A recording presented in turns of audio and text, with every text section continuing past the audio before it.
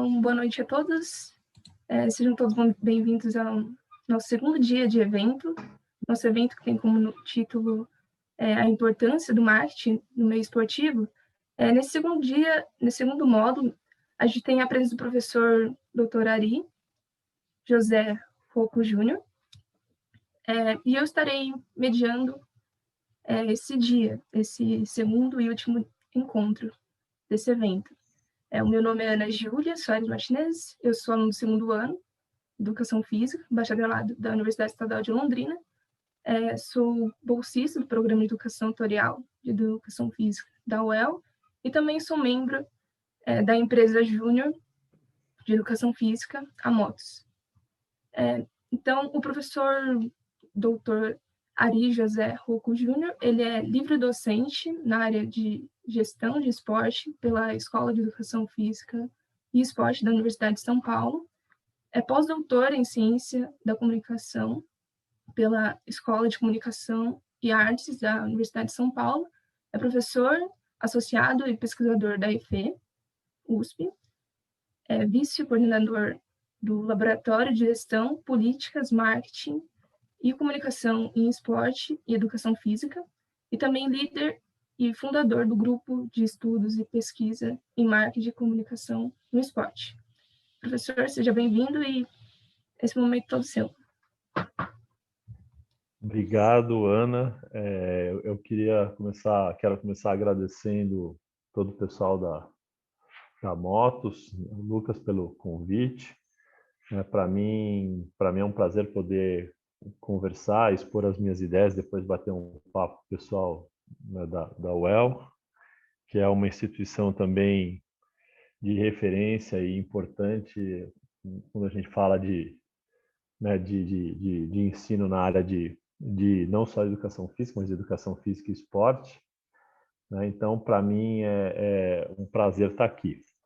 Então, na realidade, assim, o tema é a importância do marketing no meio esportivo, mas antes de chegar no marketing, né, eu vou querer mostrar algumas coisas relacionadas ao momento em que o esporte, a gestão do esporte mais especificamente, porque a minha área é gestão, né, eu não sou da biomecânica, da pedagogia, etc., trabalho especificamente em gestão do esporte.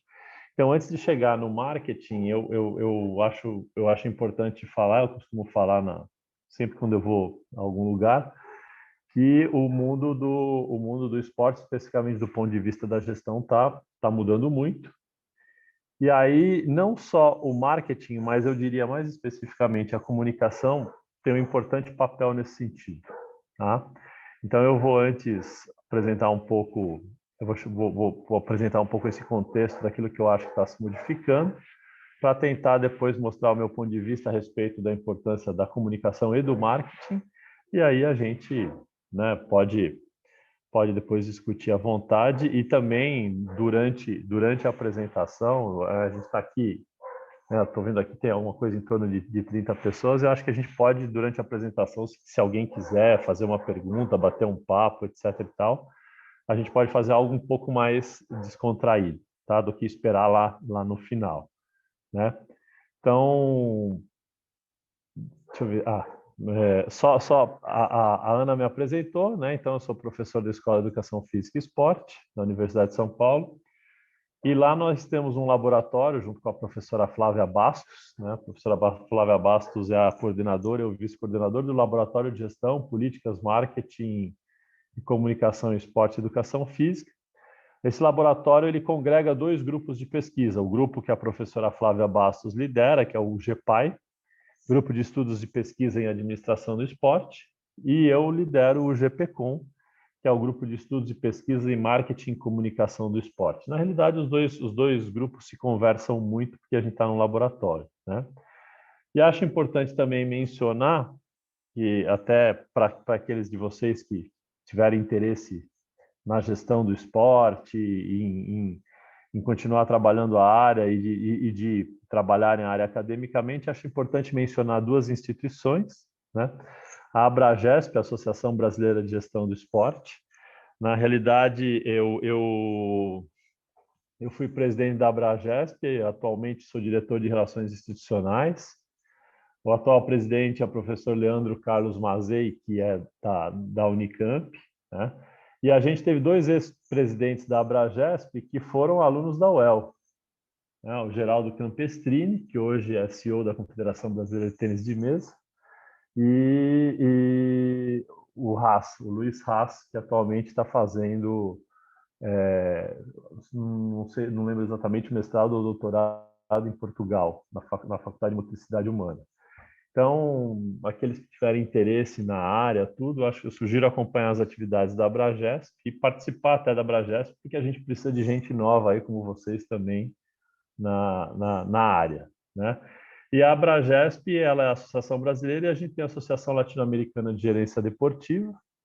Eu também faço parte da diretoria, que também tem o mesmo papel que a Abragesp, só que para a América Latina, né? Então, eu acho importante como vocês, né, estão na área e, né, se quiserem investir academicamente nela, acho que são 2 entidades importantes. Então, antes de falar, como eu mencionei para vocês, antes de falar propriamente do marketing, né, eu acho importante falar um pouquinho da indústria do esporte, e aí eu não vou nem ficar definindo o que é a indústria do esporte para vocês, porque vocês imagino que vocês saibam, mas a minha ideia é mostrar o quanto que essa indústria do esporte, os negócios relacionados ao esporte, está se transformando, tá?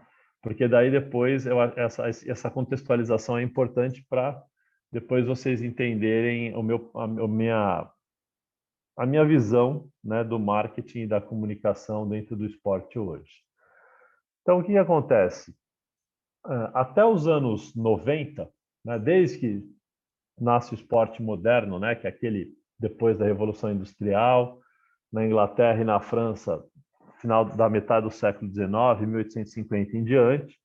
O que é o esporte moderno, né? Surgem as modalidades, então vão desenvolver as regras entre as modalidades para que possam haver disputas entre equipes diferentes. E aí depois vão surgir as federações para organizar competições entre, né, diversos, na época, lá na Inglaterra, diversos colégios que praticam determinadas modalidades, lá mais especificamente o rugby e o futebol, né? Então, desde aquele momento até mais ou menos final dos anos 80, início dos anos 90, todo o esporte, né, toda a prática do esporte de rendimento, ela estava alicerçada nesse modelo, né? Não só do rendimento, mas também de participação, estava alicerçada nesse modelo onde, se qualquer pessoa quisesse praticar uma atividade física, ia para um clube, né? É um modelo associativo clássico nosso. A pessoa era sócia de um clube, ia para um clube, praticava atividade física lá, e aí se começasse a competir dentro de uma modalidade, o clube dentro daquela modalidade estaria preso a uma federação. Então, alguém né, vai jogar basquete aí no estado do Paraná. Aí joga basquete para alguma agremiação que está presa, está afiliada à Federação Paranaense de Basquete, né? Federação Paranaense de Basquete é uma associação né, que envolve todos os clubes que praticam aquela modalidade no estado do Paraná. Federação Paranaense de Basquete, assim como todas as outras federações estaduais, estaria presa à Confederação Brasileira de Basquete, né? Que é uma associação das federações. E a Confederação Brasileira de Basquete está presa à Federação Internacional de Basquete, a FIBA, que é uma associação de todas as confederações nacionais. Então, esse era o modelo piramidal, era o modelo clássico, né?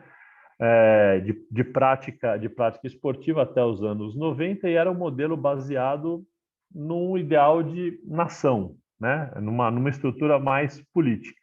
Então, isso é aquilo que a gente chama, na realidade, o professor Fernando Paris Rocher, que é um professor espanhol, chama de modelo linear da prática esportiva.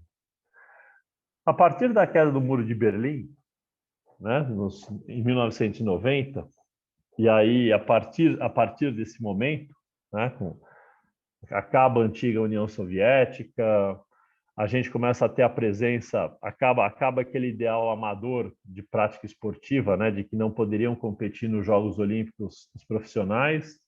Aí, em 92, em Barcelona, a gente tem o Dream Team do basquete dos Estados Unidos, que é a melhor, né, uma equipe, na época, mega, foi a primeira vez que os profissionais participaram dos Jogos Olímpicos.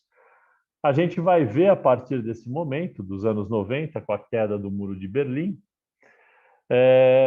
uma mudança da estrutura do esporte. Essa estrutura tradicional, ela começa a se modificar e a gente começa a ver uma transformação do esporte e da atividade física em mercadoria, né? Então, o que a gente está vendo aqui, né? O professor Paris Rochek nos mostra isso. Aquela estrutura, clube, federação, confederação, ela vai estar aqui no topo, né, no alto da imagem que vocês estão vendo aí, 20% de esporte federado, profissional, né, que é o esporte espetáculo, esporte entretenimento, alto nível, aquilo que interessa aos meios de comunicação e ao mundo dos negócios envolvendo o esporte, né? Então, a gente tem ali no meio as competições esportivas de nível médio, também organizadas pelas federações, e a gente vai ter aqui na base da pirâmide uma série de outras ofertas, né, de práticas de atividade física e esportiva, muitas delas transformadas em negócios e outras oferecidas pelo setor público. Então, a partir dos anos 90, a gente vai ver um boom, né, um crescimento espantoso das academias de fitness. Então, o que as academias de fitness vendem? Serviços de atividade física e esporte orientados por instrutores, professores, etc. Só que as pessoas têm que pagar por esse serviço. A gente vai ver escolas oferecendo atividade esportiva como algo a mais para os seus alunos, mas obviamente cobrado, né? Principalmente as escolas privadas. Então, escolas oferecendo aulas de dança, de balé, de futebol, de judô, de basquete, etc. Então, obviamente, quem quisesse participar dessas atividades tinha que pagar algo a mais. E a gente vai ver o surgimento de empresas especializadas na oferta do esporte segmentado. Então, esporte de aventura, esporte para melhor idade, os masters, etc. Então, o esporte começa a se transformar em mercadoria, em produto, né, que vai ter acesso a esse produto quem pagar por ele. E o setor público começa a oferecer alguma coisa, esporte de saúde, esporte para todos, recreação, etc. Então, o que vai acontecer a partir dos anos 90? Né? Vai haver aquilo que a gente chama de comodificação do esporte, que é a transformação do esporte em produto. Consequentemente, a partir daí, as atividades de marketing vão se tornar um pouco mais complexas, porque vão demandar ações diferentes dos profissionais que estão envolvidos com marketing dentro do esporte, né? Então, como consequência desse movimento, a gestão do esporte vai se tornar mais complexa, né? Porque um gestor do esporte, depois dos anos 90, vai precisar começar a entender, né, de recursos humanos, de organização de eventos, de marketing, de finanças, né, de diferentes programas de incentivo ao esporte, de relações públicas, de relacionamento, direito esportivo. Então, a gestão vai se tornar mais complexa porque o ambiente esportivo se tornou mais complexo e também porque há um envolvimento cada vez maior de recursos financeiros, de dinheiro aí nessa história, né? Então, essa imagem da cidade de Londres mostra bem, ilustra bem isso que a gente está querendo falar da mudança, né? Da mudança do esporte e da gestão do esporte depois dos anos 90. Aqui embaixo, do lado esquerdo da fotografia, embaixo, vocês têm o estádio que o Arsenal, uma das equipes mais importantes da Inglaterra, utilizava até comecinho dos anos 2000, que é o estádio de Highbury. Esse estádio, na realidade, vocês podem ver, quer dizer, ele era um estádio destinado única e exclusivamente à oferta dos jogos. Tinha um ou outro bar, lanchonete aqui, mas era um espaço prioritariamente para atividade esportiva. E lá em cima, né, no topo do lado direito aí da imagem para vocês, a gente tem o Emirates Stadium, que é o estádio que o Arsenal ergueu e começou a usar a partir da metade dos anos 2000, né? O que acontece com essa instalação esportiva, o Emirates Stadium? Ele não é mais só um local para a prática do futebol, onde as pessoas vão para assistir futebol, mas ele vai ter no seu espaço lojas, vai ter uma quantidade maior de restaurantes e lanchonetes do que aqui embaixo, ele vai ter camarotes corporativos né, que empresas vão alugar para levar os seus clientes para assistirem partidas de futebol, né? Então, vejam, o gestor que dirigia essa instalação aqui de baixo, ele necessitava de ter competências e habilidades diferentes daquele gestor que hoje administra, os gestores que estão envolvidos com a administração do Emirates Stadium. E mostra bem para a gente as transformações que aconteceram no esporte do final dos anos, né, da década de 90 para cá, né? Essa instalação aqui de baixo, ela não é mais utilizada pelo clube, ela foi tombada, o clube usa só para treinamento, etc., mas comercialmente ele só usa o Emirates Stadium porque tem uma perspectiva de rendimentos muito maior. Então, vejam, o ambiente do esporte se tornou complexo, né? Mas aí alguém pode falar, Ari, mas você está falando lá da Inglaterra. Daí eu vou dizer para vocês, não. A gente está falando também do Brasil, né? Vejam, aqui a gente tem uma fotografia do que era o complexo do Machadão. O que era o complexo do Machadão? Era um complexo esportivo típico dos anos 70, construído na época da ditadura militar, anos 60, anos 70, na cidade de Natal, no Rio Grande do Norte, aqui no Brasil. Então, o que a gente vê aqui? A gente vê um estádio modelo olímpico. O que é um estádio modelo olímpico? É um estádio que é usado também para o atletismo, né? As diferentes modalidades do atletismo, né? Então, arremesso com vara, salto com vara, arremesso do dardo, 100 metros rasos, 200 metros rasos. Então, é um estádio para o futebol e para o atletismo. E do lado esquerdo aqui, a gente tinha o ginásio do Machadinho, que era utilizado para as modalidades indoor, handball, futsal, voleibol, basquete, judô, né? Então, vejam, isso aqui era um complexo esportivo, era um complexo destinado à prática esportiva, né? Então, os gestores desse espaço necessitavam de entender de esporte, de instalações esportivas. Por conta da Copa do Mundo 2014, houve uma decisão de se demolir esse espaço e no lugar se construir essa bela arena, né? É uma arena de primeiro mundo, padrão FIFA, com camarote, com uma série de outras coisas, com alimentação, com restaurante, etc. Mas qual que era o problema dela para nós que trabalhamos com esporte? Quantas modalidades esportivas a gente poderia ver aqui no Complexo do Machadão? Várias, né? Era um complexo esportivo. Quantas modalidades esportivas podem ser praticadas aqui? Só uma: futebol, né? Então, abrimos mão dessa instalação esportiva para criar essa instalação aqui, que abriga esporte, abriga futebol, mas vai abrigar também o quê? Shows do Biquíni Cavadão, shows do Roberto Carlos, e vai ter um logo, né? Ela vai ter essas modernas arenas construídas para a Copa do Mundo, tipo a Arena de Itaquera, Maracanã, Beira-Rio, Arena Fonte Nova, etc. Todas elas têm um logo, né? O que significa isso? A instalação esportiva é um produto, mas não é um produto só de esporte, é um produto que, para se viabilizar, é um produto de entretenimento também, né?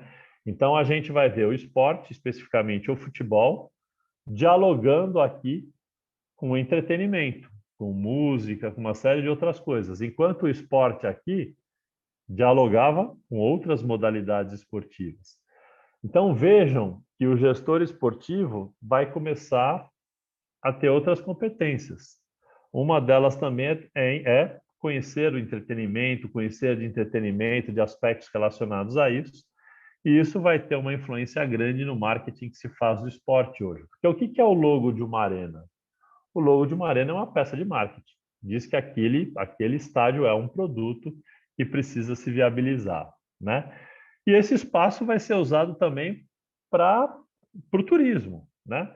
A arena vai abrir lá os seus espaços, vai ter o tour da arena, as pessoas que forem, os turistas que forem, e Natal é uma cidade turística, né? Os turistas que forem lá, além das belíssimas praias de Natal, agora também tem a Arena das Dunas para visitar e fazer suas selfies, etc. Então, vejam, essa instalação esportiva passou a ter um papel diferente do que tinha lá nos anos 70, 80, né? E aí, para ilustrar um pouco o quanto que o entretenimento entrou no mundo do esporte, né, a gente está falando aqui de Jogos Olímpicos, né? A gente vai ter os Jogos Olímpicos em Tóquio aí daqui a pouco, mas aqui foram os últimos Jogos Olímpicos em tempos normais, sem a pandemia. A gente tem, né, a abertura dos Jogos, né? E aí eu pergunto para vocês, Jogos Olímpicos Rio 2016, né? O maior evento do esporte, né, do planeta. Um monte de atletas de ponta. O Usain Bolt, Michael Phelps, o Neymar jogou futebol pelo Brasil, etc. Qual foi, não sei se vocês se lembram, mas qual foi o ingresso mais caro dos Jogos Olímpicos do Rio 2016? Então, vejam, 40 e tantas modalidades esportivas, né? Os maiores atletas do mundo. Qual vocês acham, se vocês se lembram, que foi o ingresso mais caro dos Jogos Olímpicos Rio 2016? Alguém se recorda? E fiquem à vontade para falar. Alguém se lembra, pessoal? Foi os 100 metros rasos lá no atletismo com Usain Bolt, ou foram as provas de natação com Michael Phelps, ou foi a final do futebol que o Neymar estava lá? Alguém se lembra? No chat, o Luiz colocou abertura, a Isabelle colocou futebol. Acho Então, que aí o Fábio atletismo. Então, vamos lá. Andriel, perfeito. Foi a abertura, né? Mas o que é que chama atenção na abertura?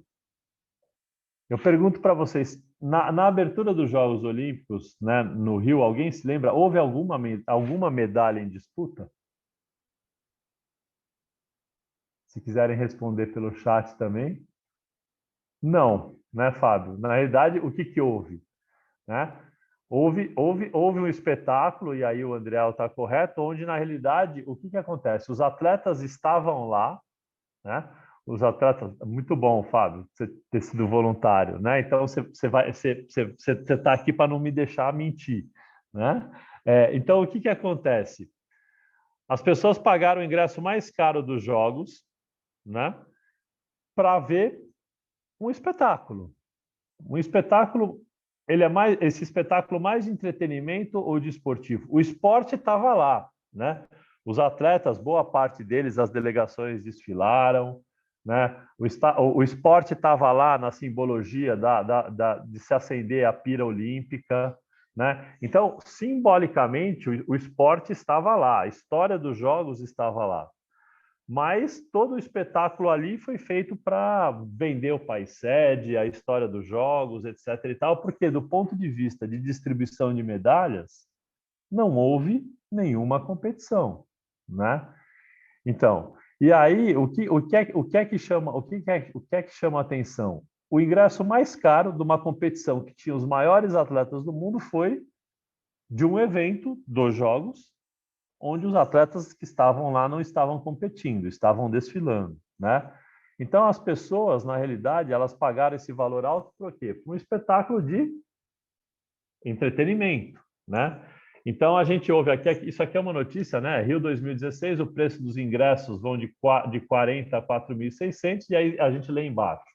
Bilhete mais caro para a cerimônia de abertura. Venda vai começar em março. Então, né, já foi colocado aqui, acho que pelo Fábio, ingressos de R$ 800, mas o ingresso mais caro era da abertura. Então, as pessoas em si estavam pagando mais para ver o entretenimento, com o esporte presente ali simbolicamente, do que para ver a competição, né? Do que para ver disputa de medalha, do que... Sim, é um evento belíssimo, maravilhoso, emocionante, etc., mas de competição não tem nada. A competição está lá simbolicamente, né? Então, tudo isso para chamar a atenção de vocês para a importância, né? O quanto que o entretenimento tem contaminado o mundo do esporte para vender o esporte e quanto isso vai impactar, por exemplo, no marketing, né? E uma outra coisa que é importante a gente mencionar, que também vai impactar no marketing, principalmente o marketing do esporte, é o desenvolvimento que a gente tem visto a partir dos anos 90 dos meios de comunicação, né? Esse bate-papo nosso aqui só está acontecendo porque os meios de comunicação se modernizaram, né? Cada um de vocês hoje, eu imagino, quer dizer, cada um de vocês hoje tem um celular e desde que vocês acordam até o momento que vocês estão dormindo, vocês estão o quê? Se comunicando com grupos de amigos, com pessoas do seu trabalho pelo celular, pelo WhatsApp, que é uma rede social, né? Então, vejam, a gente está permanentemente hoje se comunicando através dos dispositivos móveis. E essa questão da comunicação vai afetar o marketing, principalmente no esporte. Por que no esporte? Porque o conteúdo esportivo é um dos conteúdos que mais geram interações entre as pessoas, comentário entre as pessoas, né? Domingo aqui, cada um torcendo aí pelos seus clubes nas competições estaduais, termina o jogo, o que a gente faz? Vai comentar com o nosso grupo, né? Então, veja, o esporte ele gera conteúdo, né? A gente falou aqui de celular, tudo, mas as mídias sociais também, elas vão ser responsáveis por esses conteúdos, Instagram, Facebook, Twitter, etc., né? Então, vejam que de 1990 para cá, a forma também das pessoas se comunicarem se modificou, né? Consequentemente, o marketing vai se modificar, né? Então, a gente tá vivendo hoje num mundo onde existem vários autores que vão falar coisas mais ou menos parecidas com nomes diferentes, né? Então, Henry Jenkins fala que nós vivemos a cultura da convergência, porque todas as mídias convergem para o celular, né? Ou para o tablet, para dispositivos móveis. Então, hoje no celular a gente, né, conversa com as pessoas, a gente acessa redes sociais, a gente acessa a internet, a gente vê televisão, a gente ouve rádio, né? E a gente até faz e recebe chamadas telefônicas, né? Aí outro autor, o próprio Jenkins, vai falar também de cultura da conexão, ou seja, a gente está permanentemente conectado através desses dispositivos, porque a gente não larga o celular para nada. E o Clay Shirk, um outro autor, vai falar de cultura da participação, quer dizer, o que se cria através da convergência e da conexão é uma participação cada vez maior das pessoas, inclusive na construção de produtos esportivos, né? Hoje, a gente tem, através das redes sociais ou através dos dispositivos de comunicação, possibilidade de interagir com a nossa equipe do coração. Se a nossa equipe do coração lá tem um perfil no Instagram, no Facebook, a gente pode comentar coisas lá, né? Então, a forma de se comunicar vem mudando e, consequentemente, o marketing esportivo também, tá? Então, o que acontece nesse sentido, né? Então, a gente vê aí o esporte mudando, né? Mudando, virando produto, o conteúdo passa a ter importância, as instalações esportivas se modificando, né? A forma das pessoas se comunicarem também. Obviamente, isso tudo vai causar impacto na forma de se fazer marketing esportivo, né? Então, todo esse cenário causa algumas coisas, algumas mudanças, né? Então, essa matéria saiu aí em 2019, né, nos portais Globo, resultado de uma pesquisa de um psicólogo americano que aponta uma tendência de que o esporte, do jeito que a gente conhecia, aquele esporte tradicional, está virando coisa de velho, de pessoas mais antigas, né? E aí está aqui escrito que o percentual de torcedores ávidos por esportes tradicionais hoje é menor entre o público mais jovem, ao mesmo tempo que esportes têm ganhado a preferência dos adolescentes. Então, a gente tem visto hoje, né, diminuir interesse por esportes tradicionais, principalmente das gerações mais velhas, né, homens e mulheres de gerações mais velhas, e a gente tem visto um crescimento do esportes. Qual é o problema do crescimento dos ex-esportes para nós quando a gente pensa esporte, saúde pública, etc., né? Ele não leva as pessoas ao movimento. Pelo menos a maior parte dos esportes não leva as pessoas a se movimentar, não leva as pessoas a se exercitarem fisicamente. Elas se exercitam muito mentalmente, mas nem tanto fisicamente. E isso pode ter impacto na saúde e qualidade de vida dessas pessoas no futuro, né? A gente já tem pesquisas das Nações Unidas que mostram que tem aumentado o índice de obesidade entre jovens e adolescentes pelas comodidades da vida moderna, né? Pela necessidade que as pessoas não levantam para mudar um canal de televisão, quando vão em estabelecimentos comerciais sobem as escadas por escadas rolantes, né? E aí tem um outro dado das Nações Unidas, esse é de antes da pandemia, né? Que mostra que a geração que tem hoje de 0 a 5 anos é a primeira na história da humanidade a ter uma expectativa de vida menor que os seus pais. A expectativa de vida de viver menos do que os seus pais por conta da inatividade física. Tá? Então, todo esse cenário aí vai impactar o marketing esportivo. Né? Então, aqui a gente tem alguns dados para ilustrar aquela pesquisa, mas a gente... Né? Então, esse dado aqui é bastante interessante porque o que tem acontecido?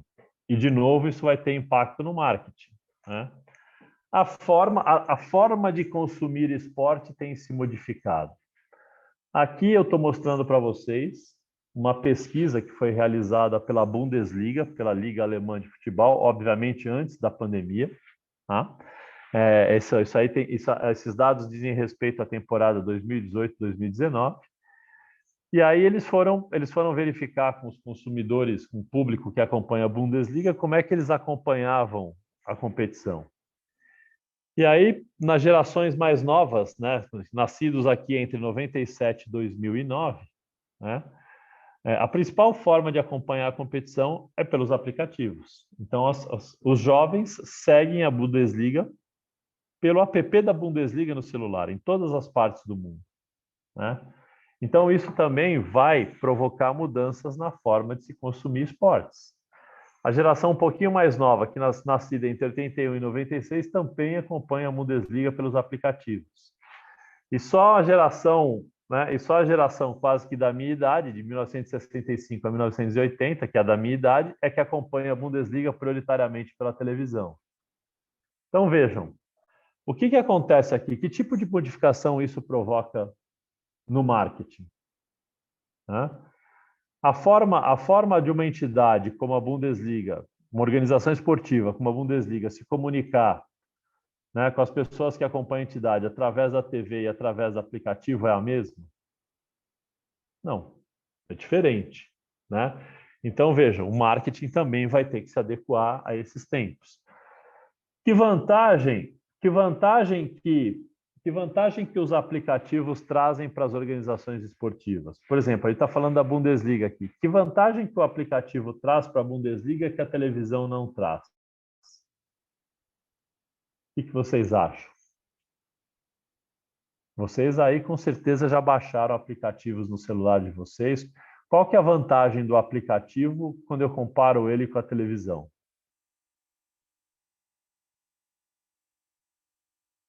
Boa, Luiz. O Luiz foi na mosca, né? Tudo bem, na verdade, concordo com o Andriel, é mais prático, mais rápido. O Marcos falou da acessibilidade. Tudo isso, do ponto de vista do consumidor, é verdade, né? Bundesliga, posso dar informações mais rápidas para o meu consumidor, mais ágeis, mas o Luiz foi no ponto fundamental, né? Quando, em qualquer lugar do mundo que a gente baixa um aplicativo, se eu baixar o aplicativo da Bundesliga aqui, eles, no mínimo, vão saber em qual lugar do mundo esse aplicativo foi baixado. Né? Eles vão saber que esse aplicativo foi baixado no Brasil.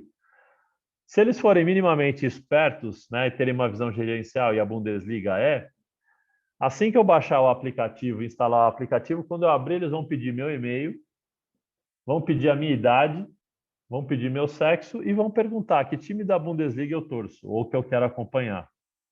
Né? Obviamente, para eu ter acesso a todas as informações do aplicativo, eu vou preencher essas informações. Então, o que eles vão ter? Eles vão ter os meus dados. Tá? E tendo os meus dados, o que o marketing da Bundesliga vai poder fazer? Vai poder direcionar mensagens específicas para o Ari através do aplicativo. Tá? Então, os aplicativos e tudo que acontece no mundo virtual, as redes sociais, etc. e tal, tudo que a gente faz pode ser controlado pelo gestor daquelas informações. Tá? Então, tudo isso, só para vocês terem um exemplo de qual é o impacto disso, A Bundesliga ela assinou recentemente contrato com uma empresa de tecnologia de Israel, que essa empresa de tecnologia de Israel faz o seguinte: terminou a rodada da Bundesliga, terminou um jogo da Bundesliga, 5 minutos depois, né? 5 minutos depois, a Bundesliga já tem os melhores momentos daqueles jogos, mas os melhores momentos diferenciados. Isso significa o quê? Para a América Latina, por exemplo, para o Brasil, os melhores momentos dos jogos da Bundesliga vão vir com ênfase nos atletas brasileiros. Tá? Para quem baixou o aplicativo da Bundesliga na Inglaterra, eles vão receber os melhores momentos com ênfase nos jogadores ingleses que atuam na Alemanha. Tá? Então, eu posso customizar o relacionamento com o meu consumidor de esporte através desses aplicativos. Isso tudo vai provocar modificações no marketing. Tá? Então, vejam como as coisas estão se modificando, né? Em função de todo esse contexto que a gente traçou. Né? Além disso, tem uma outra informação interessante que, na realidade, nós funcionamos como exemplo de tudo isso, é que 57% dos consumidores da Bundesliga assistem à competição ligados na segunda tela, né? Então, quem de nós aqui não faz isso, né? A gente está vendo um jogo, sai um gol, a gente vai buscar informações, quem fez o gol, a gente vai buscar informações no celular de quem é aquele atleta, né? Ou fez algum gol, vou comentar isso com meu amigo, né? Então, todos nós hoje assistimos um jogo na televisão ligados no celular, uma segunda tela, né? Então, isso também vai mudar, né? Vem mudando a forma de se fazer marketing.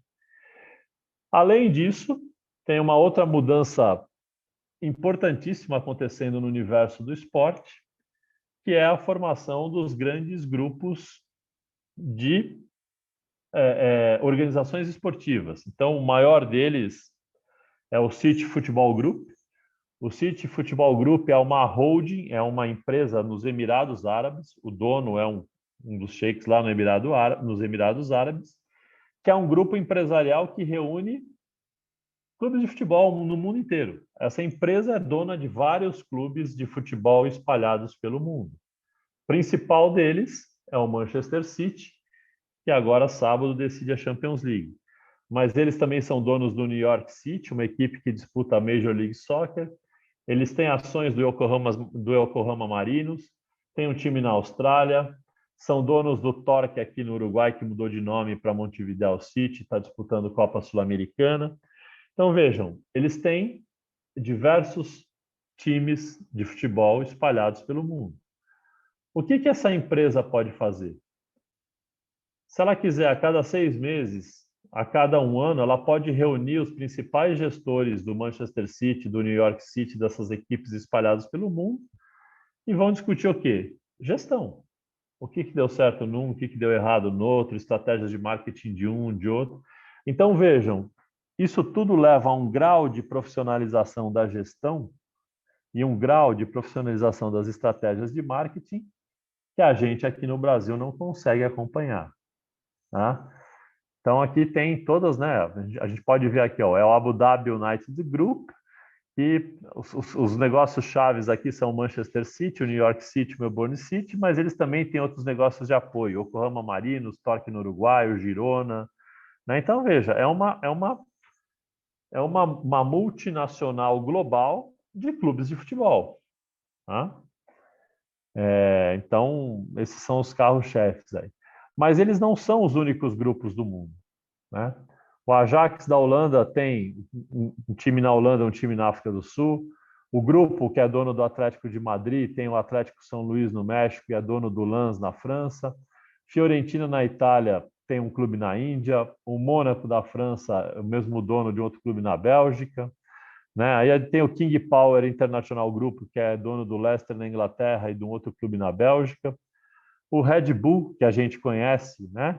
Que tem um clube aqui no Brasil, que é o Bragantino Red Bull, tem equipe em New York, na Áustria. Então, vejam, o que significa isso?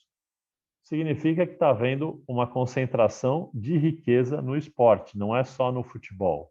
tá? A gente tem esse grupo aqui, por exemplo, Fenway Sports Management, que é uma empresa de Boston, nos Estados Unidos, que é dona do Boston Red Sox, que é uma franquia de beisebol, né, importante da Liga de Beisebol dos Estados Unidos, é dona do Liverpool da Inglaterra, né, tem equipes na NASCAR, que é uma principal categoria do automobilismo nos Estados Unidos, organiza eventos, gerencia a carreira do LeBron James, e aí, para gerenciar a carreira do LeBron James, eles deram 5% do Liverpool para o LeBron. Então, o LeBron tem 5% da propriedade do Liverpool.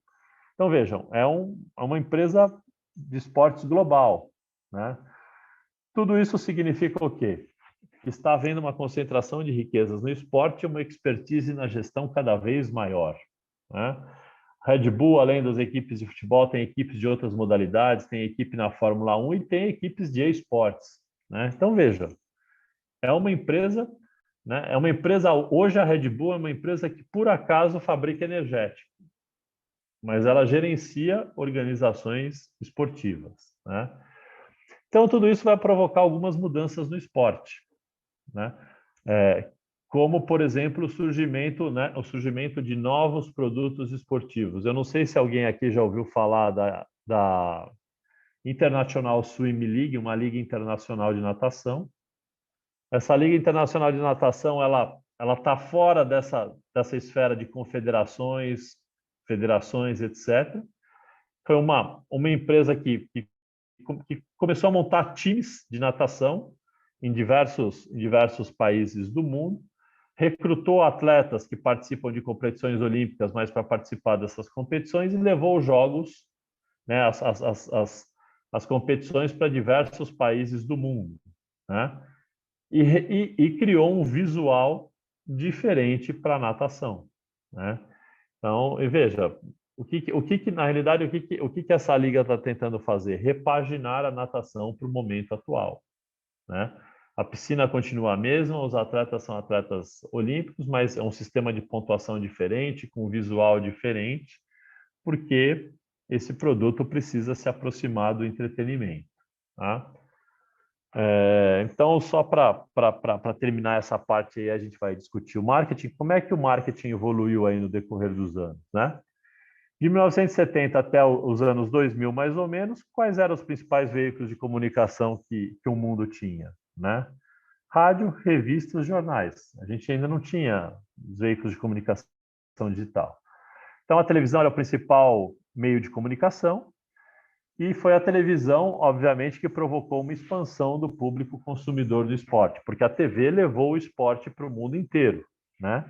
Então, ela deu um forte impulso ao marketing esportivo, porque a partir do momento em que a televisão colocou a imagem do esporte na casa do mundo inteiro, isso passou a ser interessante para marcas, né? Marcas que puderam pensar estratégias através do esporte de chegar na casa das pessoas, né? Então, começam a surgir algumas empresas com estratégias globais de marketing para o esporte. Então, Coca-Cola patrocinando os Jogos Olímpicos, a Adidas sendo a bola da Copa do Mundo. Então, né, essas marcas começaram a chegar no mundo inteiro através do esporte, porque a televisão colocou na casa das pessoas, né? Então, quando a gente vivia nesse mundo da TV, rádio, do jornal e das revistas, esses veículos de comunicação, pela característica deles, tinham uma baixa capacidade de segmentação, né?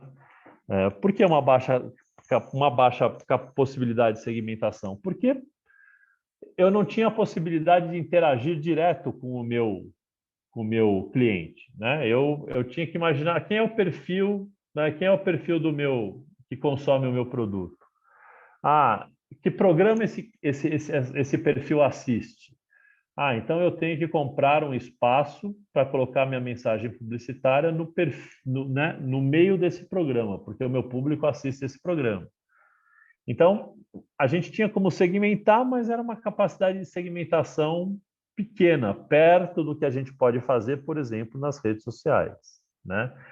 Então, o marketing esportivo ele vai crescer nesse momento, baseado lá nos 4 P's, produto, preço, praça e promoção, para se comunicar com as pessoas, né? Então, esse era o momento né? A televisão e o rádio eram os principais veículos de comunicação, e aí as estratégias de marketing estavam muito vinculadas ao produto esportivo, né? O que produto é ofertado, preço por quanto, praça como, né? Aonde a gente oferece, e a promoção, como é que isso é ofertado. Então, eram os 4 P's de marketing. A partir dos anos 2000, né, dos anos 2001 até hoje, além de todas as mudanças que a gente falou para vocês, e agora mais dentro do marketing, houve uma mudança nas tecnologias de conexão. Uma maior velocidade na troca de informações. A troca de informações hoje é instantânea, né? Se eu tiver um amigo, uma amiga no Japão e ela tiver com um WhatsApp dele, a gente pode conversar online com o outro lado do mundo, né? Mesma coisa vai acontecer com as redes sociais, com o streaming, uma série de outras coisas. Então, houve uma evolução muito grande nos meios de comunicação, de forma que a gente lá no passado tinha o marketing, né, esportivo se comunicando através do conceito de 4 P's, porque os veículos de comunicação daquela época demandavam isso. E a partir do momento em que essa comunicação se digitaliza, dos anos 2000 em diante, a capacidade de segmentação se acentua. Porque o que são as redes sociais? Imagino que todos vocês tenham perfis nas redes sociais. Vocês seguem qualquer coisa? Não, vocês vão seguir o quê? Aquilo que interessa a vocês, né? Então, a gente vai seguir aquilo que nos interessa. E aí, aquilo que nos interessa vai nos mandar mensagem periodicamente. Então, podem reparar que se vocês seguem muito perfis de esporte, etc. e tal, vocês vão receber diversas ofertas, diversas mensagens de produtos relacionados ao esporte, né? Porque as redes sociais e o ambiente digital permitem uma maior capacidade de absorção de dados e de canalização de mensagens segmentadas de acordo com o seu perfil, né? Então, o marketing esportivo, que antes estava preso só ao 4P, ele vai passar a ter hoje 4 Cs. O que seriam os Cs, né? Aí a gente já traduziu do inglês. Os Cs ficaria bonito lá no inglês, né? Então, produto, preço, prazo e promoção. Além disso, a gente vai ter hoje cocriação, recorrência, ativação e conversação, né? O que é a cocriação? Sempre quando a gente pega um produto, recebe, né? Vê um produto nas nossas redes sociais, acha legal e compartilha ou coloca algum depoimento positivo, a gente está cocriando, a gente está dando valor para aquele produto. E a gente está trazendo aquele produto para a nossa rede com o nosso depoimento positivo ou negativo, porque também acontece para o lado negativo, né? Questão da recorrência de periodicamente a gente ser bombardeados com mensagens de coisas que possam nos interessar do ponto de vista do consumo, né? Um exemplo dessa questão de recorrência, eu imagino que todos vocês já tenham feito em algum momento da vida de vocês uma compra virtual, né? Então, se você compra um produto numa loja virtual, você comprou um livro. O que vai acontecer quando você comprar esse livro? Imediatamente você vai receber uma mensagem que é a seguinte, né? As pessoas que compraram isso que você está comprando também compraram outras coisas, né? Piora, né? Desafio vocês aí a consultarem o preço de um produto numa loja qualquer. Só consultar o preço, nem comprar. A partir do momento que vocês consultaram e vocês não compraram, o que vai acontecer por alguns dias? Vocês vão receber direto, né, aquele produto na sua tela, né? Compre, né? Você não comprou, né? Então, o meio digital te permite esse controle. Ele permite uma maior ativação, ou seja, né, o que é uma maior ativação?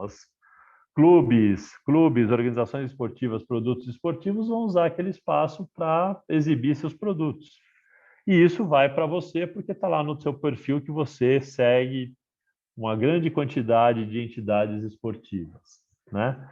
E a conversação é a possibilidade de você comentar, de você interagir, né, com o teu produto. Você comprou, não gostou, você vai se manifestar lá. Mas você comprou, você gostou, você também pode elogiar lá. Então, o monitoramento, o feedback é constante e imediato. Então, vejam que as tecnologias de comunicação digital e todo esse cenário que a gente está vivendo estão provocando profundas modificações na forma de fazer marketing e, no nosso caso aqui, na forma de se fazer marketing esportivo, porque, como a gente disse lá atrás, o conteúdo esportivo é um conteúdo que gera interatividade, gera interesse das pessoas. Então, cada vez mais no esporte, a gente não vai vender só o produto esportivo, mas a gente também vai vender um conteúdo. Então, quando um clube esportivo qualquer, como um Corinthians, ele se vende para os seus torcedores, os torcedores hoje estão esperando algo mais do que o resultado esportivo. Eles não estão esperando um clube que só ganhe, mas eles estão esperando um clube que, além de ganhar, represente aquela pessoa, porque é um clube popular, é um clube que tem valores, é um clube que, né, representa as camadas mais sofridas da sociedade, representa um bando de loucos, né? Então, não é só mais o resultado esportivo, mas também é o que aquela entidade esportiva representa para as pessoas, porque o conteúdo passa a ter importância, né? Então, quando a gente fala de cocriação, hoje a gente está falando de Big Data e de Data Analytics, né? Então, o Big Data é... O mundo digital dá para a gente um grande volume de dados, né? Então, a gente precisa, do ponto de vista de gestão de marketing, pensar quais são esses dados mais importantes para que eu possa criar produto para as pessoas, né? Então, não basta ter os dados, mas eu preciso fazer uma análise de dados, que aí entra o Data Analytics. Como é que eu vou examinar os dados para tirar conclusões úteis para o meu negócio, né? Então, o que é mais importante para o corintiano hoje? Ganhar ou o clube representar ele como um clube que reúne pessoas sofridas, bando de loucos, etc. Então, a gente tem hoje um grande volume de dados, né, dessas navegações online, dos perfis que nos seguem, como organizar isso para oferecer produtos que interessam para essas pessoas, para gerar interação, gerar fidelidade, etc., né? Então, qual é o resultado desse processo? A personalização, né? Cada um de nós hoje acha que é único pelas mensagens que a gente recebe, né? Ó, esse produto aqui é a minha cara. Não, existe uma análise de dados lá que trabalhou para isso, né? Então, hoje, os meios de comunicação digital permitem uma segmentação ao extremo de forma que eu faça com que o meu consumidor se sinta único, né? Então, além disso, né, quer dizer, os indivíduos hoje também não querem mais gastar valores altos de uma única vez. Então, né, qual é o conceito? O conceito de plataformas de comunicação, né? Eu começo a oferecer conteúdo para as pessoas. Então, reparem que as plataformas que oferecem conteúdo esportivo vão começar a oferecer o conteúdo primeiro gratuitamente, depois vão restringindo o acesso. Depois, se você gostou desse conteúdo, agora para ter esse conteúdo você vai precisar pagar por ele, né? Aí começa a te cobrar pouco. Mas você quer mais conteúdo? Você vai ter que pagar mais por isso, né? Então, isso é o que a gente chama de plataformização, e alguns clubes esportivos, por exemplo, o Grêmio já está criando uma plataforma de conteúdo, né? Não existe mais, obviamente, nos meios de comunicação digital, não existem mais barreiras geográficas, né? Então, consequentemente, a gente pode buscar estratégias que não estejam restritos mais ao nosso espaço. Veja, esse nosso encontro aqui, eu não estou em Londrina e estou aqui falando com vocês, né?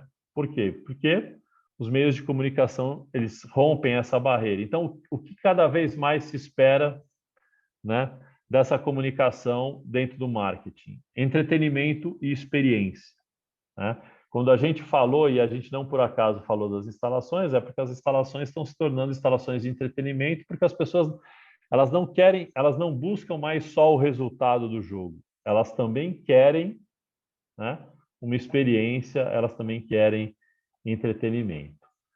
Então, a gente está num ambiente do marketing hoje onde há uma máxima interação entre o consumidor e uma marca, né?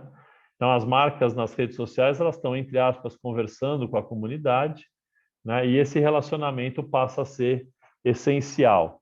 E aí, nesse relacionamento, o que a gente vai ver as marcas fazerem? Abraçando algumas causas de responsabilidade social e ambiental, porque isso vai ser importante para os seus negócios.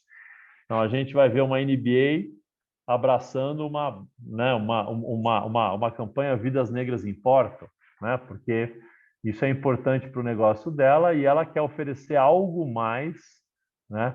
Ela quer vender algo mais do que simplesmente o jogo, né? O jogo já é legal, já é bacana, mas são coisas que agregam valor ao jogo. Então, para a gente caminhar aí para um final e poder abrir para um bate-papo, o que acontece hoje com o marketing, que a comunicação veio nos ajudar? Além dos 4 Ps, né? Ela veio mostrar que no esporte hoje a gente tem que trabalhar conteúdo, as pessoas querem conteúdo, elas querem histórias, né? Elas querem. Então, o ser corintiano é ser do povo. Então, ela quer que o Corinthians mostre entrevistas com o seu porteiro, com algum torcedor símbolo, né? Porque isso tudo vai criando relacionamento. Os micro-influenciadores.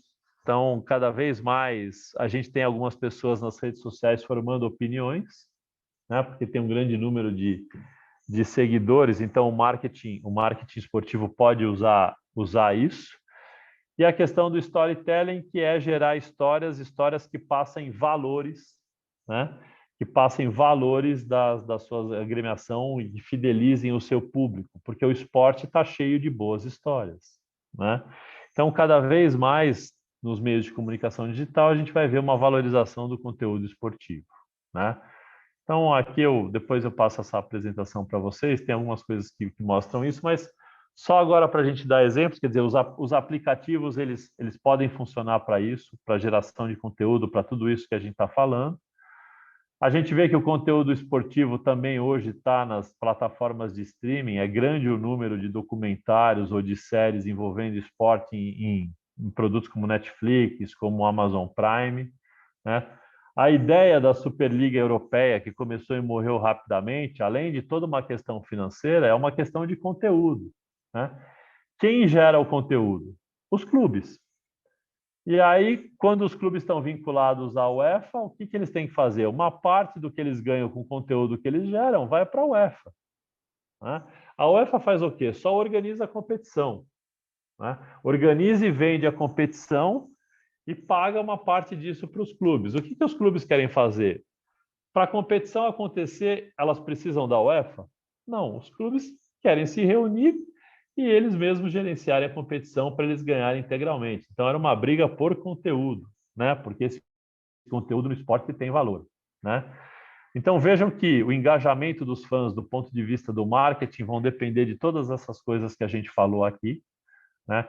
Então, um aplicativo, por exemplo, eu posso para engajar meu fã, eu posso oferecer trivia para ele, né? Eu posso oferecer uma série de serviços, o Fantasy, se eu sou uma competição, posso oferecer uma série de coisas para engajá-los. Então, quando a Globo compra, por exemplo, a Globo tem os direitos de algumas equipes do Campeonato Brasileiro, então é um produto dela.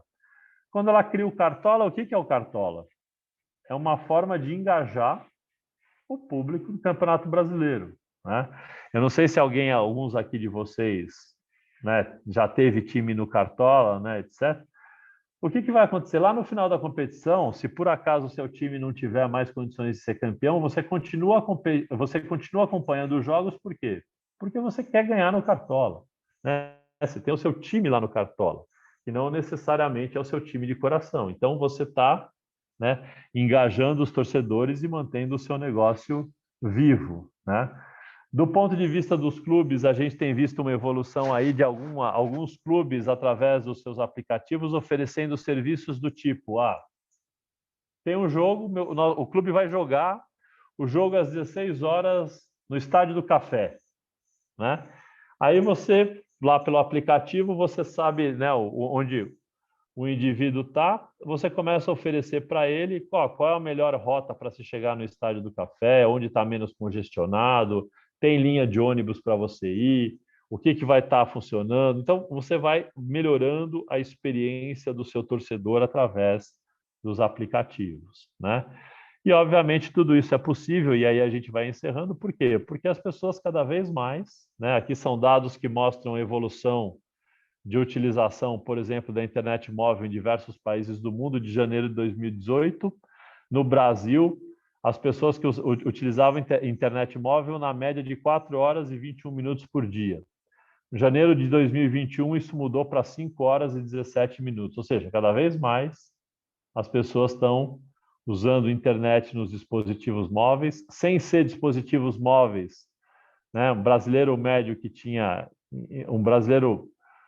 gastava em média 9 horas e 14 minutos na internet em janeiro de 2018. Em janeiro de 2021 ele gasta em média 10 horas e 18 minutos. Então veja, cada vez mais, né, as pessoas, principalmente no Brasil, têm usado dispositivos móveis, têm permanecido na internet. As pessoas hoje ficam mais na internet do que assistem televisão, e tem crescido também o tempo gasto nas redes sociais. Tá? Então, todo esse cenário, né, tem modificado a forma de se fazer marketing no mundo, porque as relações entre as pessoas mudaram, o esporte mudou, a gestão do esporte mudou, e o conteúdo esportivo tem valor para grande parte das pessoas. Então, aqueles que de alguma forma têm intenção em trabalhar com marketing e comunicação têm que estar atentos a isso e a essas ferramentas de comunicação digital. Tá? Então, assim, tinha, né, a proposta, obviamente, era falar da importância do marketing, né, para a gestão do esporte, tudo, mas eu achei importante trazer essa contextualização e mostrar, na minha opinião, o quanto que as coisas têm mudado e o quanto que a gente precisa estar, de uma certa forma, ligado a essas mudanças para poder atuar. Tá? Então, assim, peço desculpas que eu passei um pouquinho da 1 hora que me foi dado, mas eu estou à disposição de vocês para a gente discutir. E tenho aqui o meu contato, se depois alguém quiser conversar, manter contato, etc. Tá? Mas aí agora eu estou à disposição de vocês. E gostaria de ouvi-los, né? Muito obrigada, professor. Eu Acho que foi posso muito bacana. parar a apresentação para vê-los todos? Sim, pode sim. Tá. Muito bacana a sua fala. Estou à disposição, fiquem à vontade. Obrigada. Então, muito bacana, eu gostei muito. Acho que dá para, nesse momento, trazer várias discussões, assim, perguntas. Então, quem quiser fazer alguma pergunta, pode mandar pelo chat, ou se quiser abrir o áudio, fica à vontade. Só peço para ter uma maior organização, né? Se inscreva no chat, só coloque seu nome e coloque inscrição para a gente conseguir organizar melhor. Então, alguém gostaria de começar? Tem alguma dúvida?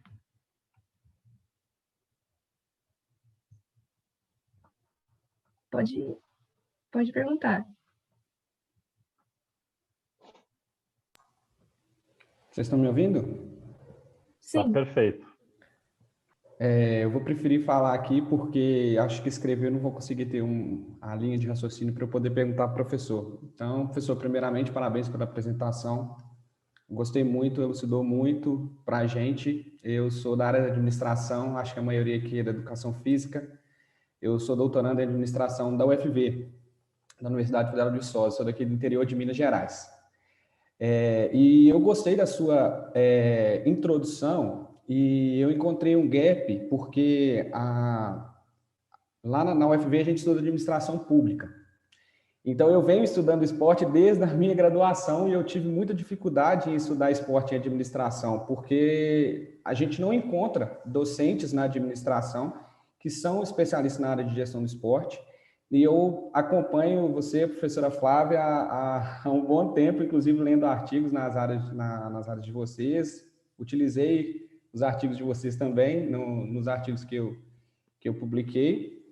E eu queria fazer uma pergunta, eu vou fugir um pouquinho só do marketing, mas tem muita relação com aquilo que você colocou, que seria a questão dos esportes, o mercado de streaming, a evolução do marketing para essa área e a saída assim, dos adolescentes, da procura dos adolescentes para o esporte tradicional. E eu queria linkar isso com as políticas públicas, com o papel do Estado para esse desenvolvimento, porque a gente vê a maioria das políticas públicas a partir de uma lei de incentivo. Temos outras, claro, temos o PEL, que é o Programa Esporte e Lazer, na UFV temos o PELU, que é o Programa Esporte nas Cidades, mas a maioria do orçamento, tanto das cidades quanto das universidades, vem das leis de incentivo. E aí, quando temos a lei de incentivo, temos a contrapartida, que seria a isenção fiscal. Então, nós precisamos que o mercado, né, que as empresas, elas invistam seus dinheiros em programas, em projetos, e às vezes esses projetos são pautados pelo mercado, por aquilo que pode ou não dar lucro. Então, temos uma questão, assim, com relação a essas políticas. Qual que seria o papel do Estado em si? Você acredita que as políticas estão bem estabelecidas? E tem muita relação com o que você falou de cocriação, porque para a gente na administração, cocriação também é a participação da população na construção de políticas. E aí eu queria que você falasse um pouco disso, seria muito interessante para mim. Eu queria muito fazer o doutorado lá com vocês, mas infelizmente sou servidor e eles não me liberam fácil. Mas obrigado, é isso. Eu que agradeço, Hébio, as suas palavras, né? Suas palavras gentis, tudo bem. Você não dá para você fazer o doutorado aqui, mas a gente está à disposição de você para trocar ideias, etc. E tal. A gente sempre cresce com isso. E a Federal de Viçosa também é uma referência, né, na área. Então, assim, na área do esporte, da atividade física, ela é uma referência. Então, você está num excelente lugar. Então, a sua pergunta, cara, eu na realidade, assim, eu vou te dar a minha opinião, e minha opinião ela não é muito simpática a muita gente, né? Do papel do Estado. Primeiro porque eu acho que aqui no Brasil a gente não tem ainda, do ponto de vista do Estado, o Estado não tem clareza do que ele quer do esporte para a nossa sociedade, né? Ele quer que seja que nem na Dinamarca, o esporte para todos, esporte de participação. Então, assim, não quero ter atletas olímpicos, mas eu quero que a população seja feliz através do esporte. Então, eu vou construir praças, eu vou construir instalações esportivas para a população, eu vou colocar profissionais lá para monitorarem e assessorarem as pessoas nas atividades físicas. Vou usar aquilo para fazer as pessoas felizes. Não, né? A gente não quer isso. A gente quer, né? A gente quer um modelo americano que é totalmente voltado para o consumo, que a gente ranqueia tudo. Não, a gente também não quer isso. Então, a gente não sabe o que a gente quer, né? Eu vou te dizer a minha opinião, aquilo que eu acho que deveria ser, mas assim tem muita gente que discorda, né? Eu entendo que num país como o Brasil, o papel do Estado deveria ser, com tantas desigualdades que a gente tem, etc. e tal, o papel do Estado, do esporte para o Estado, deveria ser um papel de investimento no esporte educacional e no esporte de participação. Eu entendo que o papel do Estado é esse, principalmente o esporte educacional, né? E eu num país como o Brasil, eu deixaria o esporte de rendimento na mão da iniciativa privada, né? Só que aí você vai ouvir argumentos do tipo, né? Mas se for assim, a esgrima vai morrer, né? Aí eu vou dizer para você o seguinte, e de uma forma bem cruel, se os gestores que dirigem a esgrima não conseguirem transformar a esgrima num bom produto para o mercado, é melhor que ela não sobreviva, né? Porque essa ideia de que a gente tem que ter excelência em 40 e tantas modalidades esportivas é uma ideia que só existe aqui. A gente tem que investir naquilo que a gente tem vocação. E, obviamente, se houver a possibilidade, criar condições para que jovens, adolescentes conheçam outras modalidades. Então, isso deveria acontecer no ambiente escolar. Então, eu de uma forma muito cruel, que nem eu participei muito tempo aqui em São Paulo, na realidade 4 anos, que é o tempo que a legislação permite, numa comissão que avaliava os projetos da Lei de Incentivo Estadual aqui, né? E no fundo, quando você pegava projetos de rendimento, os projetos de rendimento mostram que os gestores de federações, confederações, mesmo clubes, etc., eles não querem, eles acham mais fácil pedir para o Estado, né, do que tornar o seu produto um produto interessante para a mídia, interessante para os seus seguidores, interessante para os seus consumidores, né? E aí acontecia uma outra coisa que era extremamente interessante, que você até tocou nisso, é que assim, diversos projetos são aprovados, mas a entidade que aprovou o projeto não consegue captar o recurso, porque ele não consegue convencer uma empresa a fazer a renúncia fiscal, né? A trocar o que ela pagaria por ICMS para dar para um projeto esportivo. Então, eu acho que vamos dizer assim, esse estado extremamente paternalista no alto rendimento, né? Ele incentiva a má gestão de federações e confederações, porque o gestor se acomoda, né? Eu uma vez falei isso num evento que teve no encontro de secretários estaduais do esporte aqui em São Paulo, e depois, né, depois da minha fala, um gestor aí de uma entidade importante, né, que dirige o nosso esporte, eu não vou dizer o nome por razões éticas e elegantes, né? Ele, no começo da fala dele, ele falou: não, está aprovado que dinheiro de loteria, né? O Tribunal de Contas já disse que dinheiro de loteria não é dinheiro público. Lógico que é, né? Porque ele está dizendo que não era dinheiro do Estado, mas quem define para onde vai o dinheiro da loteria? É o Estado, né? Então é dinheiro público, porque o Estado poderia definir e colocar isso no esporte educacional, por exemplo, né?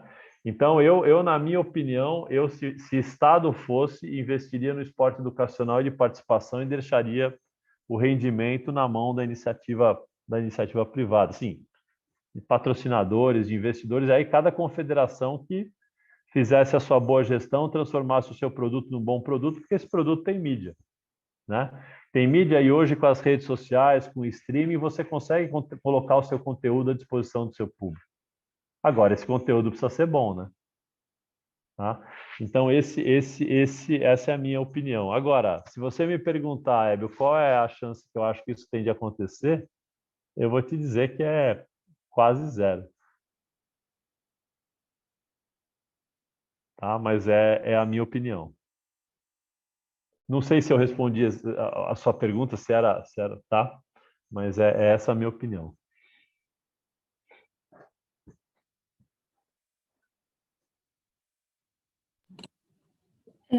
O Fábio Bianco, eu acho que se inscreveu pelo chat. Fábio, se você quiser fazer sua pergunta. Fiquem à vontade, pessoal. Professor, eu tenho uma pergunta. Pode falar. Em relação à importância das empresas juniores, tanto nas disciplinas de administração, de educação física e as áreas que também estão atuantes na parte da gestão do esporte, o que o senhor vê assim, como perspectiva para o futuro na formação desses profissionais e as possibilidades e perspectivas para o futuro dentro da gestão e trabalho com marketing no esporte aqui no Brasil? Vamos lá. As empresas júniores, né? Eu vou falar de uma forma geral e pela experiência que eu tenho, porque eu sou tutor da Júnior aqui na Escola de Educação Física e Esporte, né? O maior problema, eu acho que assim, trabalhar com a empresa júnior, estar na empresa júnior é um grande aprendizado, né? É um grande aprendizado e eu recomendo, evidentemente, assim, nem todo mundo tem essa condição, mas principalmente aqueles estudantes que estão nas universidades públicas, etc., né, que acho que imagino que seja a grande maioria de quem está aqui. O grande conselho que eu dou é, na época que vocês estiverem na graduação, aproveitem ao máximo tudo aquilo que a universidade pode oferecer para você do ponto de vista de experiência, iniciação científica, laboratórios, empresa júnior, né? E também atléticas, etc. e tal. Então, acho que assim, a empresa júnior ela traz um grande aprendizado, mas ela tem alguns problemas, né?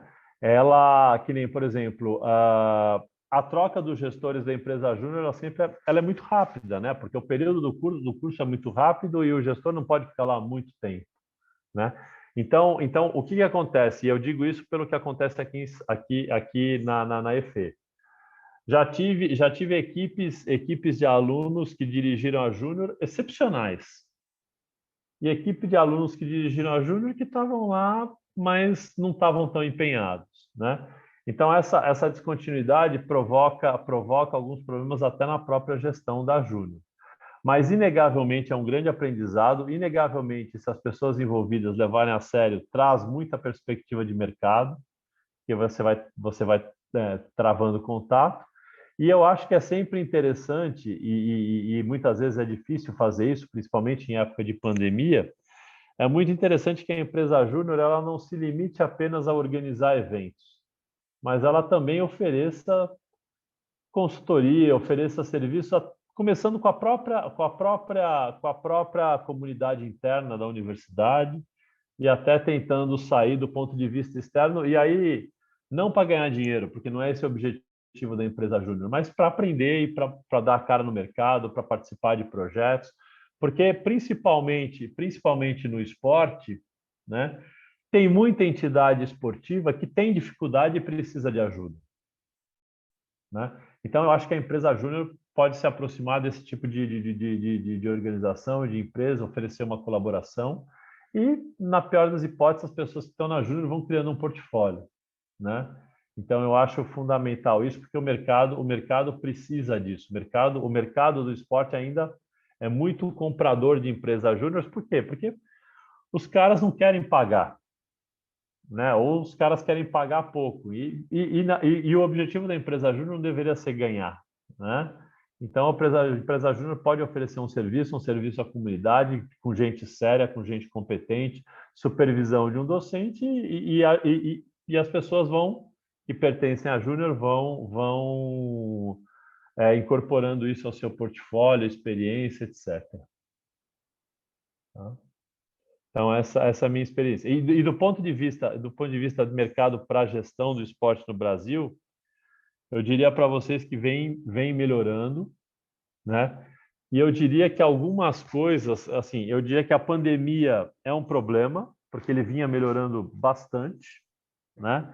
A gente teve um boom antes dos Jogos Olímpicos, aí depois houve uma retração, aí a coisa estava começando a voltar a crescer novamente, mas aí com a pandemia deu uma recuada. Mas assim, eu acredito que para um futuro de médio prazo, as coisas devam melhorar, porque, na minha opinião, esse modelo que a gente tem hoje, né, de federações e confederações, ele é um modelo que está se esgotando, né? Porque o mercado quer mais dessas pessoas que ocupam esses cargos nas federações e nas confederações. E aí eu imagino que isso deva levar a uma necessidade de aprimoramento das pessoas que trabalham com a gestão do esporte. A gente já tem visto aquelas confederações que saíram na frente, um pouco mais sérias, buscando pessoas para ocuparem cargos de CEO, pessoas com mais competência para ocuparem seus cargos mais técnicos. O que ainda não mudou é a parte executiva ali, é o presidente, que tem apego ao poder, mas acho que isso é uma questão de tempo, né? Então, eu acredito que assim, o próprio cenário, esse cenário que a gente trouxe do esporte global, vai levar a uma mudança e a uma necessidade de aperfeiçoamento na gestão, sob pena da gente ficar fora, né? A gente ficar fora de todo esse segmento. Nem, vamos pegar o futebol, que é o carro-chefe, né? O ambiente do futebol global hoje é um ambiente de negócios. E o ambiente das nossas principais organizações esportivas de futebol aqui ainda é um ambiente político. A gente tem grupos políticos dentro dos clubes, dentro das federações, dentro das confederações. Então, os nossos clubes, que são entidades políticas, estão atuando no mercado cada vez mais empresarial, cada vez mais voltado para negócios. Ou a gente melhora a gestão e entende isso, ou a gente vai ficar cada vez mais fora, né? Então, a gente vai ficar cada vez mais como mercado consumidor de produtos de fora, das equipes de fora, né? Então, olha a nossa classe média alta, né? Garotos e garotas consomem Barcelona, consomem Real Madrid, consomem o futebol europeu e consomem menos as nossas equipes e vão consumir cada vez menos. Então, a gente está assumindo um papel de periferia do sistema, né? de mercado consumidor e de fornecedor de pé de obra, de fornecedor de jogador para lá. E o que tem acontecido também? Reparem que cada vez mais, né, de 2002 para cá, a gente tem tido dificuldade de ganhar. E essa dificuldade também acontecia nas categorias de base, sub-20 e sub-17. O Brasil ganhou, acho que foi em 2019, o Mundial de Sub-17 de uma competição que ele organizou e disputou aqui e que ele nem tinha se classificado no Sul-Americano. Esse Mundial ia acontecer no Peru, o Peru abriu mão de ser sede, o Brasil topou ser sede e ganhou vaga como país sede e foi campeão, né? Então, vejam, esse distanciamento financeiro, né? E esse distanciamento na gestão tem provocado reflexos na competitividade esportiva.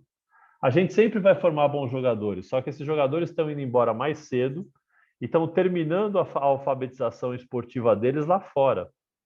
Isso tem impacto na seleção brasileira, né? Se vocês analisarem, por exemplo, países, por exemplo, a última Copa do Mundo, os quatro semifinalistas: França, Bélgica, Croácia e Inglaterra. 3 deles, França, Bélgica e Inglaterra, as confederações já têm um processo de planejamento das suas equipes desde o sub-15. E vai formando, tudo bem. Então, na Europa, conseguem reunir os jogadores com mais frequência, eles não têm que atravessar o oceano para se reunir aqui, mas existe uma planificação da seleção que faz com que o país como a Bélgica, que é muito menor que o Brasil e que tem um número de jogadores muito menor que o Brasil, consiga estar na frente do Brasil no ranking. Por quê? Porque eles têm um planejamento. A Inglaterra, que não ganhava nada, foi campeã mundial sub-17, campeão mundial sub-20, e é essa geração que foi, né, é mais ou menos essa geração que chegou nas semifinais da Copa do Mundo e a tendência é que tenha cada vez mais competitividade. Então, existe um planejamento para seleções que nós não temos aqui, né? Então, assim, acho que a gestão cada vez mais tem importância e no Brasil, quando a gente fala, por exemplo, de futebol, eu, na minha opinião, acho que a gente é refém do nosso passado vitorioso.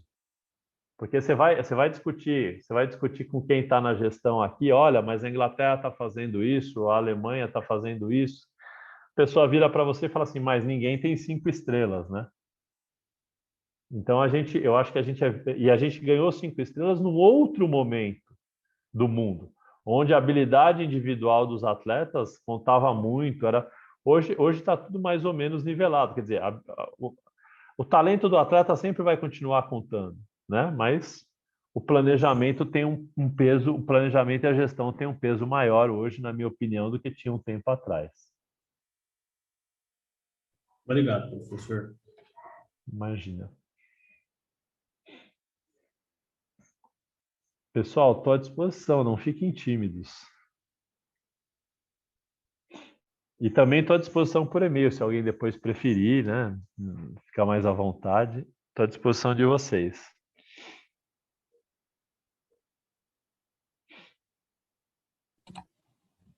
Eu tenho uma pergunta, professor. Você fala muito em empresas e clubes, assim. Isso funcionaria também e tem que funcionar para profissionais que tentam fazer esse marketing no seu serviço e melhorar essa comunicação com os seus clientes? Então, Ana, eu vou te dar a minha opinião. Eu acho que cada vez mais a comunicação é fundamental, porque na realidade, sim, fala-se muito, né? Fala-se muito de, né? As coisas estão muito relacionadas, marketing e comunicação estão muito relacionadas, né? Mas na minha opinião, a comunicação ela ganhou uma dimensão muito grande nos relacionamentos, porque hoje a gente se comunica 24 horas por dia, né? A gente acorda com o celular na mão, vai dormir com o celular na mão, vai trocando mensagem com as pessoas. Então, e obviamente, acho que uma das coisas que a pandemia vai trazer como consequência, né, é o acentuamento dessa comunicação por meios de dispositivos né, que vão levar à comunicação digital. E aí o que acontece? O que acontece com toda essa comunicação digital que a gente faz? Tudo que a gente faz, né, através de dispositivos como o PC, né, os nossos PCs, os nossos notebooks, tablets, celulares, etc. Tudo isso é monitorado, né? Tudo isso vai criando dados, vai criando padrões de comportamento, vai criando uma série de coisas.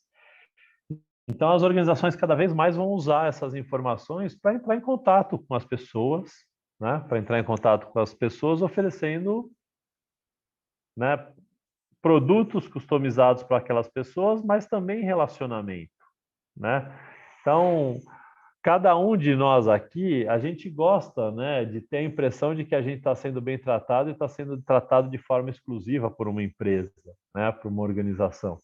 Então, na minha opinião, cada vez mais, né, é lógico que aqui a gente está falando de comunicação organizacional, né, mas do ponto de vista do profissional, né, da pessoa, do ser humano numa empresa, num clube, onde quer que seja, eu acho que cada vez mais uma das habilidades que mais vai contar é a habilidade de comunicação. A capacidade de se comunicar. E quando eu digo capacidade de se comunicar, principalmente, né, num país como o nosso, que cada vez mais as coisas estão mais acirradas, eu acho que o saber ouvir também é uma importante ferramenta de comunicação, né? Eu acho que a gente está caminhando para um momento e num contexto dentro do Brasil que você espera, tanto das empresas quanto dos profissionais que atuam em empresas, empatia, né? O saber entender o problema do outro, as dificuldades do outro e estabelecer um relacionamento que possa levar a uma solução, né? Então eu acho que as organizações que se preocuparem em criar esses canais, em criar essas empatias, e os profissionais que souberem fazer isso vão estar na frente. As pessoas hoje não querem só comprar um produto, né? Elas não querem só, elas querem mais do que comprar um produto, elas querem, né, assim, se relacionar com uma organização que venda um bom produto, mas que dê algo mais para essa pessoa, para esse cliente, para esse consumidor, para essa consumidora, né? Então, do ponto de vista das organizações, eu acho isso, e do ponto de vista dos profissionais, eu acho que a questão da empatia cada vez mais vai ser fundamental, né? Então, comunicar, para mim, eu acredito que é uma das ferramentas mais importantes desse período que a gente está vivendo, né? Porque, veja só, quer dizer, a maior parte das pessoas que ficaram presas em casa nesse período, né, o que elas fizeram? Qual a única forma de contato com o mundo? Através da comunicação digital, né? Então, a habilidade de se comunicar, para mim, é uma das coisas que já vinha pesando muito, né, no ambiente empresarial, no ambiente corporativo, e acho que agora, depois da pandemia, mais ainda. A questão da empatia, da habilidade de entender o outro e da capacidade de se comunicar com o outro. Tá? Entendi, muito obrigada. Nós já atingimos nosso teto, né, do nosso evento, que ia até 9 horas. Não sei se mais alguém gostaria de fazer alguma pergunta.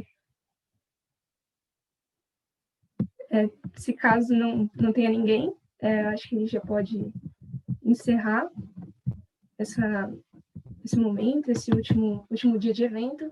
Já quero agradecer de novo a participação do professor. Muito obrigada, e de todo mundo que esteve presente aqui conosco nessa noite. Muito obrigada.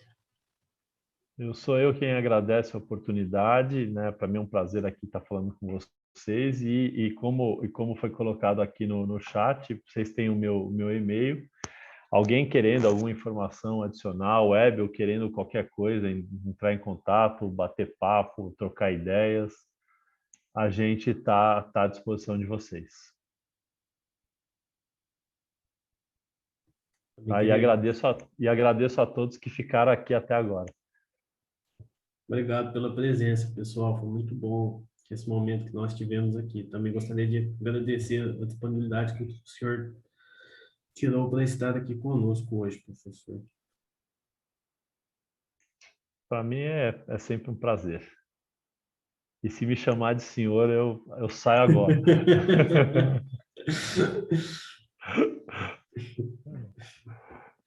Tô brincando. Tá tranquilo. Mas é isso, é isso, pessoal. Fiquem à vontade para entrar em contato, tá?